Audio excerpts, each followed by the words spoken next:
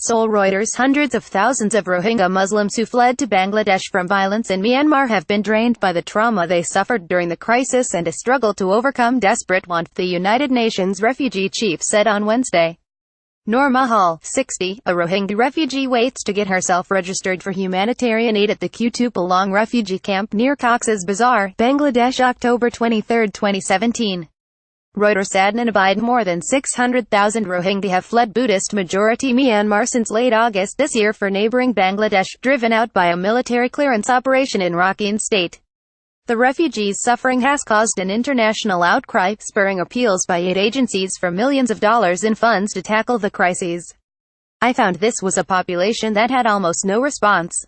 Very passive," said Filippo Grandi, the UN High Commissioner for Refugees, describing his visit late in September to camps where the refugees were staying. "You almost felt there was nothing left and that everything had been drained by this," he told Reuters in an interview in his first visit to the South Korean capital. He saw the lassitude as a symptom of trauma, he added. "We haven't seen this kind of trauma for a very long time," the Italian diplomat said. "Maybe I saw it in the 90s in Central Africa." Grandi coordinated UN humanitarian activities in the Democratic Republic of Congo during its 199,697 civil war.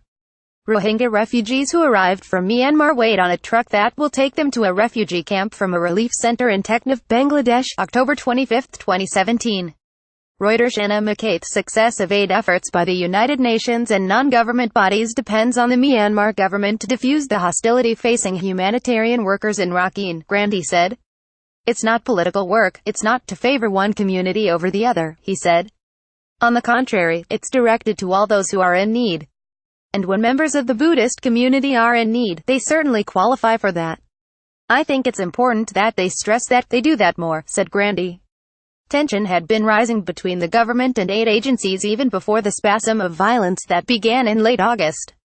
Officials had accused the World Food Programme of aiding insurgents after high-energy biscuits were discovered in July at a forest encampment the authorities said belonged to a militant group, the Arakan Rohingya Salvation Army. Long-standing antipathy among ethnic Rakhine Buddhists who say the UN and non-government bodies favor the Rohingya with aid deliveries spiked in August, with protesters demanding that aid agencies leave and the UN warning staff against rising hostility. Since the August 25 militant attacks in Rakhine, the government has barred most aid agencies, except for the Red Cross organizations, from working in the state's north, and curtailed their activities elsewhere in the state. In several cases, aid deliveries have been forcibly blocked by Rakhine Buddhists. The UN's Office for the Coordination of Humanitarian Affairs has said the World Food Programme resumed some food distribution in northern Rakhine this month, but limited access meant agencies still do not know how many people were internally displaced over the last 3 months. Access remains restricted for most humanitarian actors in northern Rakhine, preventing them from reaching many people in need, the agency said. In central Rakhine, humanitarian organizations also continue to face access constraints. Reporting by Christine Kim. Additional reporting by Simon Daniel Lewis. Editing by Clarence Fernandez. Or Standards D. Thompson. Reuters Trust Principles.